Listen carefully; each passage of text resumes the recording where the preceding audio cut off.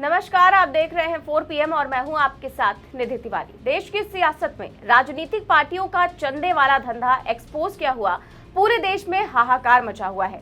एक ओर जहां SIR को लेकर बड़े बड़े दावे कर रहे ज्ञानेश कुमार की सिट्टी पिट्टी गुम है, तो वहीं दूसरी ओर गुजरात से सीधा संबंध होने की वजह से अपने नॉन बायोलॉजिकल PM साहब और उनकी गुजरात लॉबी की भी खूब किरकिरी हो रही है। ऐसे में बड़ी खबर निकलकर सामने आई है कि चंदे के धंधे का खेल सुप्रीम कोर्ट तक पहुंच गया है और सुप्रीम कोर्ट में कुछ ऐसा हुआ है कि ना सिर्फ मोदी सरकार बल्कि ज्ञानेश जी का चुनाव आयोग भी लपेटे में आ गया है। ऐसे में पूरे मामले को लेकर हड़कंप मचा हुआ है। तो सुप्रीम कोर्ट ने ऐसा क्या कर दिया है कि चुनाव आयोग से लेकर मोदी सरकार तक के लपेटे में आने की बात हो रही है, ये हम आपको अपनी इस रिपोर्ट में बताएंगे। तो जैसा कि आप जानते हैं कि देश में चुनावी चंदे के नाम पर भारी खेल चल रहा है। पिछले दिनों ADR की एक रिपोर्ट आई थी जिसने पूरे देश में हड़कंप मचा दिया था। साल 2019 से 2024 तक 10 पार्टियां जिनका नाम कभी किसी ने सुना नहीं, कभी किसी ने देखा नहीं। हाँ, इतना जरूर है कि रिकॉर्ड में इनके नाम पर 54,000 वोट दर्ज थे। लेकिन पूरे मामले में सबसे हैरान कर देने वाली बात यह थी कि इन पार्टियों को डोनेशन 4300 करोड़ रुपए मिले थे और खासकर 5 गैर मान्यता प्राप्त पार्टियों का घालमेल तो सबसे लंबा था। इनकी कमाई 2361 करोड़ है। ये पार्टियां चुनाव लड़ती भी हैं तो नाम मात्र के कैंडिडेट उतारती हैं। वोट तो दूर, नाम ही नहीं चमकता, लेकिन चंदा अरबों का मिलता है। अब सवाल ये है कि ये हो क्या रहा है? क्या ये ब्लैक मनी को व्हाइट मनी में बदलने का एक शॉर्टकट नहीं है? इनकम टैक्स डिपार्टमेंट ने 2023 में रेड मारी थी। तब खुलासा हुआ कि ये पार्टियां 10 से 20% कमीशन लेकर डोनर्स का काला धन सफेद करती है।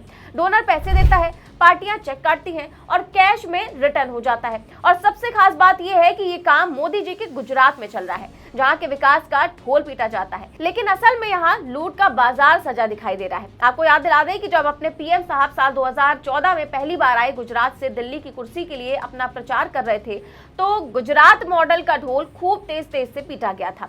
लेकिन जिस तरह से चंदे के नाम पर धंधे का खेल सामने आया, उसमें एक बात तो सबसे ज्यादा कचोटने वाली है, वो ये है कि क्या ये वही गुजरात मॉडल है जिसका प्रचार PM मोदी ने बहुत जोर शोर से किया था? ऐसे में हर वो आदमी जिसने इस 5 गुजराती कंपनियों के चंदे की खबर सुनी या देखी होगी, उसके मन में ये सवाल जरूर होगा कि ये चंदा आ कहां से रहा है। तो इसका जवाब ये है कि शायद इलेक्टोरल बॉन्ड से।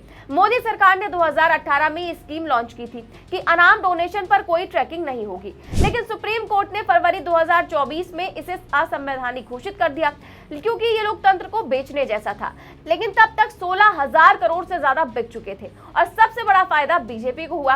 बीजेपी को अकेले 8,251 करोड़ रुपए मिले। कांग्रेस को मुश्किल से 1,000 से 1,200 करोड़ रुपए मिले थे और यही बॉन्ड्स काले धन को सफेद करने का सबसे परफेक्ट टूल बने। गुजरात में जो 5 राजनीतिक दल हैं, उनकी स्थिति कुछ ऐसी ही मानी जा रही है कि जैसे ये शेल कंपनियां हो। इसमें रजिस्टर करो, चंदा लो, खर्चा दिखाओ ना के बराबर और बाकी कैश में वापस हो जाएगा। एक रिपोर्ट में कहा गया कि इन पार्टियों ने 39 लाख का खर्चा दिखाया, लेकिन ऑडिट में 3500 करोड़ रुपए है। तो सवाल ये उठा कि बाकी के पैसे आखिर कहां गायब हो गए? वहीं इस पूरे मामले को राहुल गांधी ने बहुत जोर शोर से उठाया। राहुल गांधी ने अपने एक्स पर पोस्ट किया और बोले कि गुजरात में अनाम पार्टियां 4300 करोड़ ले रही है। इलेक्शन कमीशन जांच करेगी या फिर एफिडेविट मांगेगी। आपको याद ही होगा कि ज्ञानेश कुमार ने वोट चोरी के आरोप पर राहुल गांधी से एफिडेविट मांगा था, लेकिन अब वही ज्ञानेश कुमार जी फंस गए हैं क्योंकि इलेक्शन कमीशन ने इन फर्जी पार्टियों पर कोई एक्शन नहीं लिया। राहुल का पॉइंट सॉलिड है कि ये पार्टियां वोटर खरीदने के लिए इस्तेमाल हो रही हैं। फिलहाल ये पूरा मामला अब सुप्रीम कोर्ट पहुंच चुका है और सबसे बड़ी बात यह है कि सुप्रीम कोर्ट ने न सिर्फ मोदी सरकार बल्कि चुनाव आयोग से भी जवाब मांगा है। सुप्रीम कोर्ट ने मोदी सरकार और ज्ञानेश कुमार दोनों को नोटिस जारी किया है। एडवोकेट अश्विनी उपाध्याय ने PIL दाखिल की है। उन्होंने मांग की है कि पार्टियों में बढ़ते भ्रष्टाचार, जातिवाद, सांप्रदायिकता, अपराधीकरण और मनी लॉन्ड्रिंग पर एक्शन लो। याचिका में दावा किया गया है कि हाल ही में एक पार्टी पकड़ी गई जो 20% कमीशन लेकर काला धन सफेद करती है। पार्टियां अपराधियों और तस्करों से पैसे लेकर उन्हें पद देती हैं। अलगाववादी भी पार्टी बनकर चंदा वसूल रहे हैं। सुप्रीम कोर्ट की बेंच जस्टिस सूर्यकांत और जस्टिस जॉय माल्या बागची ने केंद्र सरकार और इलेक्शन कमीशन को 4 हफ्ते में इस पर जवाब देने का आदेश दिया है। बेंच ने साफ कहा कि पार्टियां पावरफुल हैं, 10वें शेड्यूल से विधायकों को बांधती हैं, राष्ट्रपति उपराष्ट्रपति चुनाव को प्रभावित करती हैं, लेकिन रेगुलेशन जीरो। उपाध्याय ने ECI से रूल्स बनाने की मांग करते हुए कहा कि रजिस्ट्रेशन से लेकर फंक्शनिंग तक सब सही करो या फिर लॉ कमीशन से रिपोर्ट लाओ। वैसे पार्टियों से संबंधित ये कोई अकेला केस नहीं है। देश में नाम मात्र की वोट पाने वाली रजिस्टर्ड गैर मान्यता प्राप्त राजनीतिक पार्टियों की आय 2022-23 में 223% बढ़ गई। ये जानकारी एसोसिएशन फॉर डेमोक्रेटिक रिफॉर्म्स की रिपोर्ट में सामने आई है।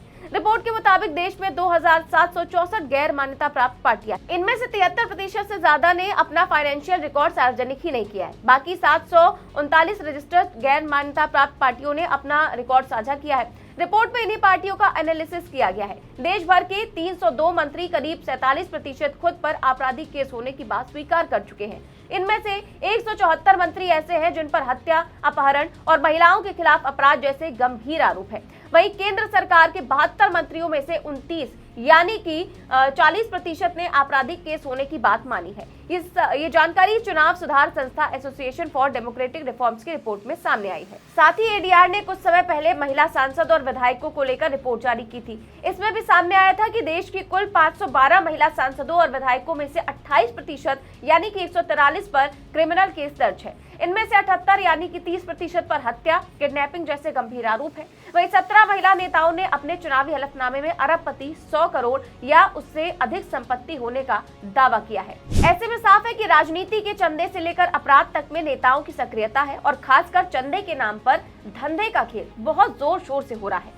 ऐसे में जब मामला सुप्रीम कोर्ट पहुंच गया है और सुप्रीम कोर्ट की ओर से नोटिस भी जारी हो गई है, तो कुछ ना कुछ खेल जरूर सामने आएगा। सुप्रीम कोर्ट में जब चुनाव आयोग और केंद्र सरकार जवाब दाखिल करेगी तो सारी हकीकत खुलकर सामने आ जाएगी। तो सवाल ये है कि क्या ये इलेक्टोरल बॉन्ड से भी ज्यादा बड़ा स्कैम है? इसमें कौन लोग हैं जो गैर मान्यता प्राप्त दलों को चंदा देकर अपनी ब्लैक मनी को व्हाइट मनी में बदल रहे हैं? आपको बता दें कि जब आज से 11 साल पहले पीएम साहब पूरे देश में घूम घूम कर वोट मांग रहे थे, तो उन्होंने इस बात को बहुत ही जोर शोर से उठाया था कि वो देश के काले धन को वापस लेकर आएंगे। लेकिन 11 साल बाद देश की तस्वीर ये है कि विदेश का काला धन तो आया नहीं, लेकिन इतना जरूर हुआ कि गैर मान्यता प्राप्त राजनीतिक पार्टियां चंदे के नाम पर धंधा कर रही हैं और कहा जा रहा है कि ये पूरा खेल ब्लैक मनी को व्हाइट मनी में बदलने का चल रहा है। और जब ये पूरा मामला गुजरात से चल रहा है तो फिर पीएम मोदी से सीधा सवाल होना भी लाजमी है। क्या पीएम साहब के संज्ञान में मामला आते ही तुरंत एक्शन नहीं लेना चाहिए था?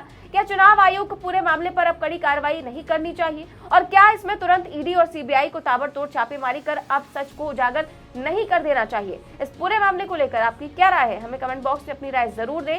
चैनल को सब्सक्राइब भी करें और ज्वाइन भी। देश और दुनिया की तमाम बड़ी खबरें जानने के लिए देखते रहिए 4PM न्यूज नेटवर्क। नमस्कार।